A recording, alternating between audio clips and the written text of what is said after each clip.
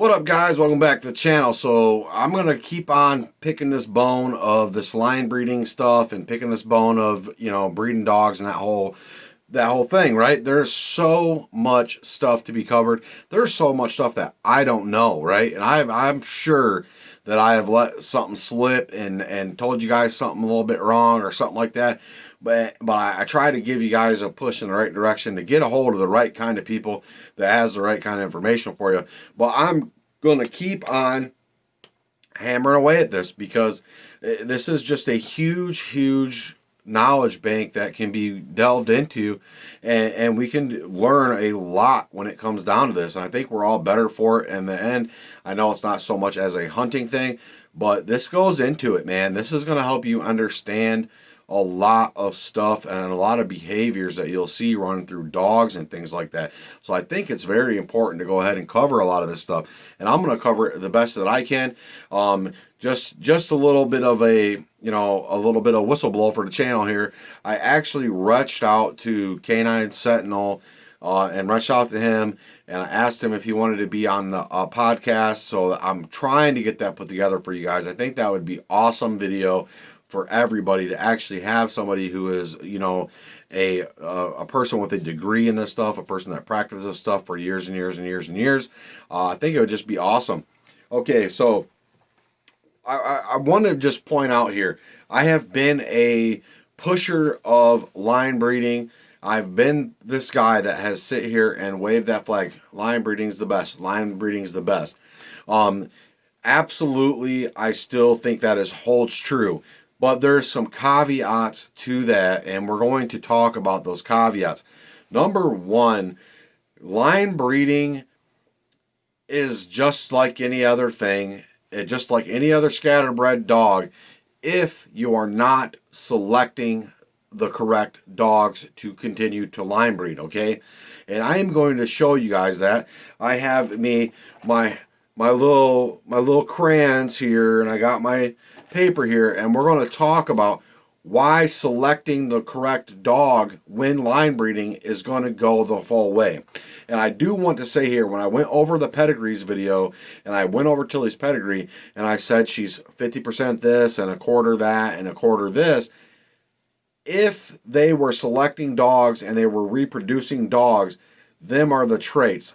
That's not technically the amount of blood that she is. That would be technically the amount of traits that she should be showing in a general kind of idea. But we're going to go ahead, and I'm going to give me one little second here, and I'm going to draw a little picture for y'all, and we'll come back, right? Okay, so what I have here is I have our line start. Okay, so this would be the dog that we are breeding for. This is the dog that we bred this dog to. This is the litter of puppies. I just put 6 there. I mean, we all know that the dogs can have a lot of puppies. So what do you notice about the color that we're selecting that we want to breed for is red, okay? So this isn't like the coat color. This is just color-coded genetics. So this red represents the genetics that we want to breed for, okay, as our line. The green is the all crosses genetics. So what do we notice about here? We only threw one dog out of that litter that is pretty much identically genetic to this. Like all his traits of this dog is showing here. Then we got one that shows all the way like the mom, one that shows half like both, one that shows almost all like him but more like this one. And then we got 2 that are kind of mixed together. They're kind of like a perfect blend of these 2 dogs together.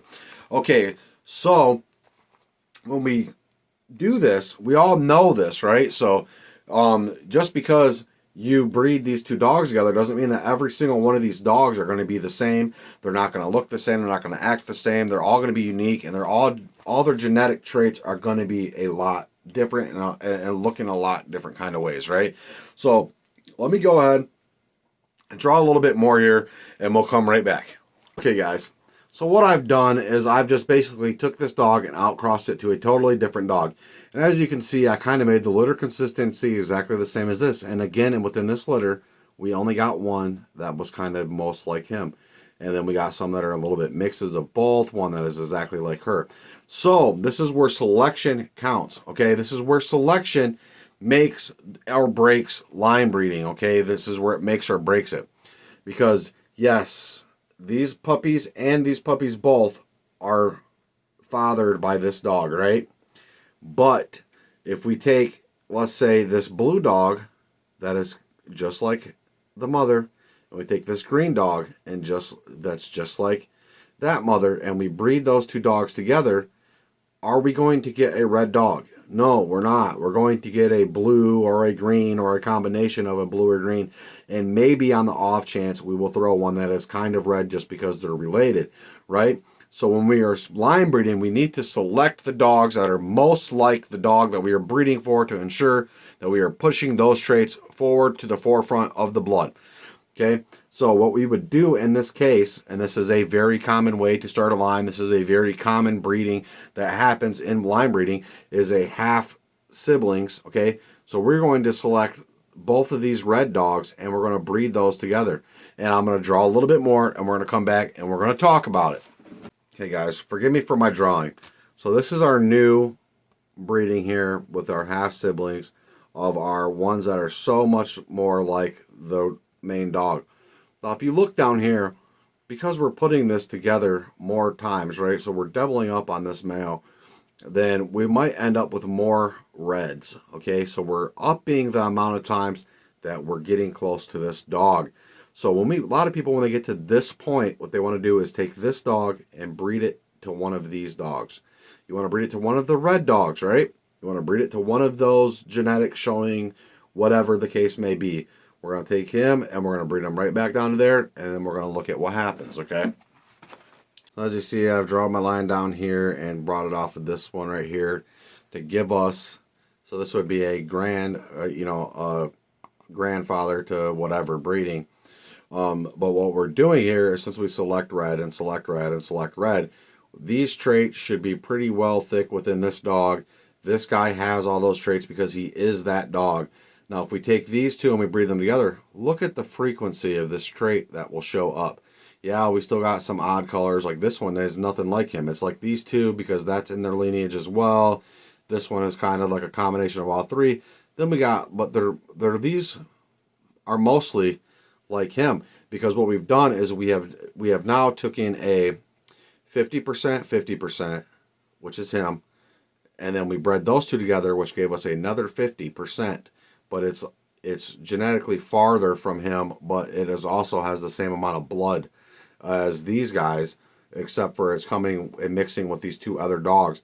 We take this dog and breed it back to a 50% of himself, and then it would be a quarter plus a 50 would give you 3/4. So these dogs would be 3/4 his blood, okay? But since we selected for all these traits, these dogs are also most likely to be like him because we have selected the correct dogs. So a dog that is 3/4 blood him could still be nothing like him at all. So that's the point that I'm making. And when we're doing line breeding, okay, as you can see, the better and more that we go through line breeding, our consistency of the frequency of this dog goes up, okay? So that is the point of line breeding. We can get a dog that we really like and has traits that we really like, and we breed him out across a bunch of females. We select the pups that are just the most like him. Go back and breed those together, or however you want to line breed. That's not even the exact way that you should be line breeding. I'm just giving you examples here. But the better that we select the dogs that we want to line breed, when we up the blood quantum of that original line and we have selected properly, the frequency in which that puppies are going to be like the one that we want is going to go up. Because if we can go ahead and go, yeah, we line bred them, we bred the grandfather to the granddaughter, and then we selected the wrong dog. We selected a dog that's nothing like the guy. Yeah, they carry that blood. And one thing that, can happen, and I've noticed can happen, is we have all these kind of rules and things that go along with this. I don't know all of them specifically, but you have traits that skip generations. right? You have traits that skip generations. Yeah, we might be able to grab this one right here that is nothing like him, but then we breed this one to something like this, right? So something like another red one, when they come out, they'll all be red, right? Because they're recessive carriers, blah, blah, blah, all these kind of things. And that is just kind of what I want to put out there for the line breeding. Line breeding is definitely the way to go. Any breeding where you are making the selection that is of the best selection that you could possibly make and checks all the marks that you want to mark on your list for that dog to be bred and carry that trait forward is what you want to do. Matching like traits together is going to help you go ahead and up that. So when we line breed, we are upping the amount of times that a trait shows up because of the fact that we're breeding like stuff together. They carry the likeness, they carry the like kind of genes. And when we start breeding them together a lot, line breeding, inbreeding, etc., when we get to that point, we are pushing those to the front. But we can also push the bad stuff to the front. We can also push stuff that we don't even want to the front, but it's just within that blood. So selecting the correct dog and breeding forward. And you could select a dog that is just plain blank the best dog for the job. That is, you couldn't decipher the two between the original dog and maybe like 4 generations down. And that dog only wants to put out bad. Okay, it will not throw anything good. It only wants to put out bad. So, like I said, this is the game that we play with the genetics. And when we go through and we play that game, if you play it good enough, you can produce exactly what you want to produce every single time. Okay, so another thing that I failed to mention, which I kind of went without saying, I was under an assumption and making the video from the standpoint of we have something that we really like. Okay, we have something that we really like, but here is another option for you when it comes down to this line breeding stuff. Is say we have just a random dog, just random. I don't even need the color and thing for it. We just have a random dog that is all mixed up, a whole bunch of different stuff. I guess I will go ahead and color one for you and come back, okay? So I'm going to make our little random dog. I'll be right back. So I kind of just didn't use any other colors, but these, just pretend that these are nothing like any of these colors. We've taken this dog, let's say this is our dog that maybe is undesirable, we don't like it very much, blah, blah, blah. But we want something that is good. And we know that this is good, it comes from good lineage, it's been bred right, selected right, this is kind of what we're looking for, this is what we want, this is what we want. If we take this kind of dog and we breed it to this kind of dog, this is kind of what should happen, is we should throw dogs like this, and then we've got this instead of that, right? But also what can happen here is you breed this to this, and this turns into that, all right? This goes away. So trial and error, trial and error. So one big thing and one huge proponent here that I want to just throw out here and mention, and I got this from Canine Sentinel, again, is overproduction. Okay, so it is very, very easy. And he made it so simple for this, and I want to give him a huge shout out and a huge pat on the back for this, is that it is very easy when you have a overproduction or you have a lot of offspring, because you have all these genetic combinations, that you have a lot to pick from, right? You can pick the good out of a lot. It's hard to pick the good out of a little. So you have one dog that produced 3 puppies. How can you be sure that any of those 3 puppies are even remotely closely to what you want, right? You just have to, it's the same blood, let's roll the dice on this. But producing and producing and producing and being able to reach out there and go, yep, that's exactly what I'm looking for. Yep, that's exactly what I'm looking for. Yep, that's exactly what I'm looking for. Let's take all these, put them together, do the same thing. Yep, yep, yep, yep. It's easy to go ahead and it's super easy to reach your hand in a bucket of marbles that, you know, are 50% red and you know, a quarter blue and a quarter green.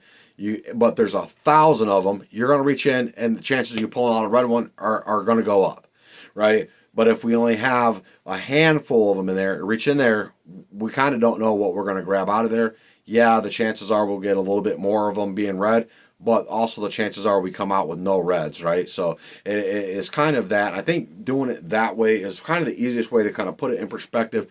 And it took me a couple of days to kind of think about that and actually go ahead and write down the kind of like the rough draft of how I was going to break that down for you guys.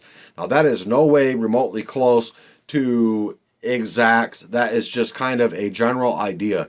And when we're talking about paperwork and we're talking about line breedings, just because they're line bred doesn't always mean that they were selected to be what they were supposed to be to begin with, okay?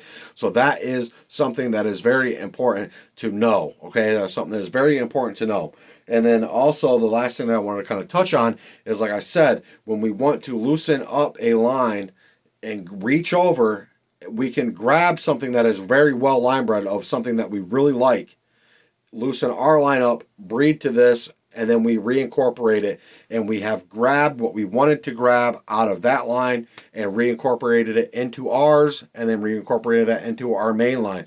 So like I've talked about that cur guy, that blackmouth cur guy, his name escapes me. I made the video about it and I've talked about it before.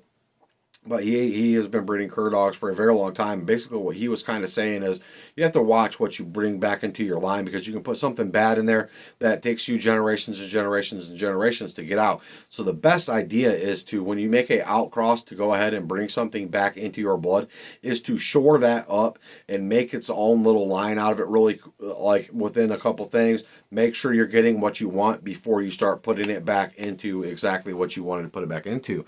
And having more dogs, okay? So line breeding is not for, people that are only going to have onto a couple dogs, 2, 3, 1, whatever. So if we're just looking to get a good stud dog to come in and make our female look a lot better and have puppies that are going to do a lot better, and kind of know that we're going to shy away from our female and we're going to grab some new blood or something like that, that's all fine and good, and we don't really have to really consider the line breeding kind of things.